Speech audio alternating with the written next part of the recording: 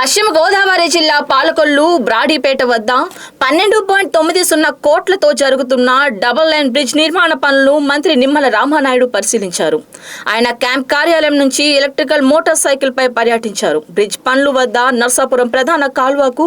నీటిని విడుదల చేయడంతో అటు పనికి ఇటు నీటి సరఫరాకు ఆటంకం లేకుండా కాలువ మధ్యలో జరుగుతున్న పనులను యుద్ధ ప్రాతిపదికన పూర్తి చేయాలని సంబంధిత ఇరిగేషన్ అధికారులకు ఏజెన్సీ ప్రతినిధులకు ఆదేశాలు ఇచ్చారు.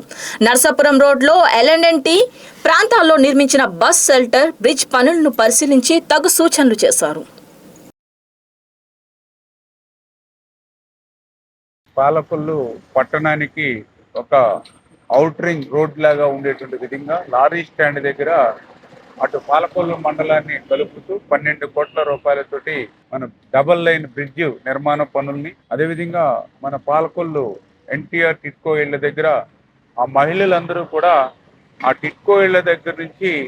పట్టణంలోకి రావాలని అంటే ఆ రోడ్డు మీద ఆర్టీసీ కానీ అదేవిధంగా ఆటో సర్వీస్ కానీ లేనిటువంటి పరిస్థితుల్లో ఆ మహిళలందరూ కూడా అడిగారు, ఈ యొక్క కెనాల్కి ఒక ఫుట్పాత్ బ్రిడ్జ్ లాంటిది మాకు ఏర్పాటు చేస్తే ఎన్టీఆర్ టిట్కో ఇళ్ళ నుంచి ఆ బ్రిడ్జ్ దాటితే నర్స్పూర్ పాలకొల్లు మెయిన్ రోడ్లోకి వస్తాం, మాకు మొత్తం ఆర్టీసీ కానీ ఆటోస్ కానీ అన్ని వెహికల్స్ అవైలబిలిటీ ఉంటాయి.